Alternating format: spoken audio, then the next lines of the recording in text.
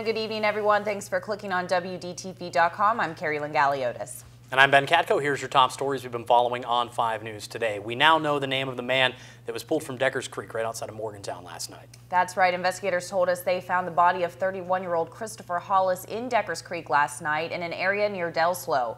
According to the Mecca 911 log, the medical examiner was called to that location a little after 7.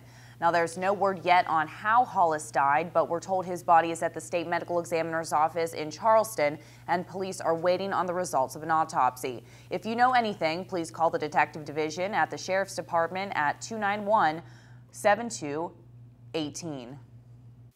UHC officials tell us a piece of equipment used to clean patient rooms is to blame for a fire in the building this afternoon. Now, the fire was put out quickly by a nurse, but not before it left plenty of smoke behind. The machine, which uses ultraviolet lights to clean the rooms, caught fire in the 4 North section of the hospital. To get the smoke out of the building, crews used fans to push it into a stairwell and then out through the roof. Housekeepers are cleaning the walls and ceilings right now, and officials say the rooms in the affected area will reopen in a couple of hours. Patients in those areas were moved to another section of the hospital. And a Morgantown woman has been arrested because police said she slashed another man's arm with a knife during a fight. 41-year-old Cherry Bolby was arrested yesterday. According to police records, she was involved in a fight with a man, his girlfriend, and that man's daughter. Apparently, the man tried to leave, and that's when Bolby is said to have got mad and threatened to kill him and his daughter. That's when it's said that she picked up a knife and slashed the man, cutting his arm. Governor Earl Ray Tomblin says the state should change the way it sets public school calendars and the way it hires and reassigns teachers. That was part of his new education bill that he introduced to state lawmakers today. Tomblin also proposes requiring pre-kindergarten statewide as well as college readiness courses. The 179-page bill offers loan assistance to teachers who serve critical need areas. It also allows for the Teach for America program to come here to the Mountain State. Another part of the bill would still require state school superintendent to have a master's degree, but it would no longer have to be in education administration.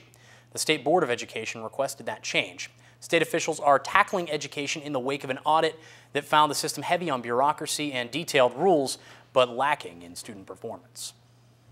Local United Mine Workers of America members are once again boarding a bus and making a trip to St. Louis to protest what they're calling unfair treatment in the Patriot coal bankruptcy proceedings. And tomorrow will be the 3rd protest in front of Peabody Energy's headquarters this year. Patriot Coal went bankrupt this past summer, and the company now says it cannot honor its health benefits and pension promises to its retirees.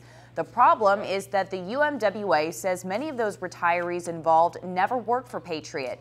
They worked for Peabody Energy, which created Patriot as a spinoff a few years ago. The UMWA claims Peabody did this on purpose. About 50 UMWA members left from Fairmont early this morning, and we're told they're joining hundreds of other members once they get to St. Louis. We're letting the public know what a ruthless company Peabody is. You know, they got the best out of the employees. We mined them millions and millions of tons of coal, and they just threw us away like a broken pair of channel lock. Now, Peabody Energy sent us a statement about this matter. It said, quote, the UMWA is fully aware that this is a matter solely between the union and Patriot Coal, and the proper process for deciding such issues through the Patriot Bankruptcy Court. Through the bankruptcy court. The UMWA retirees in question all worked for companies that are part of Patriot Coal. Peabody has lived up to its obligations and continues to do so, end quote. Now, we're going to have that full statement on our website, and the UMWA says they will continue to fight for their cause until the very end. New data shows West Virginia exported 40% more coal in 2012 than it did in 2011. Officials say much of this rise is because of the increased demand from Asia. West Virginia coal exports to China increased more than 500% from 2011 to 2012. Coal exports to Japan increased at an even more shocking rate, more than 1,200%, from $29 million to $395 million. Overall, coal exports grew 40% from $5.3 billion to $7.4 billion. But despite the increases, overall coal production in the state was down 8% in 2012. State figures show the state lost more than 5,000 energy sector jobs from 2011 to 2012. The vast majority of them are mining jobs. All right, let's take a quick look at what we're working on in the newsroom tonight for Fox 10 at 10 and 5 News at 11. First up, we'll talk to a Preston County pharmacy owner about how a robbery was thwarted at her store last week. Hear the incredible story. And plus, we're going to tell you about some automatic federal spending cuts and how they could kick in just a few days.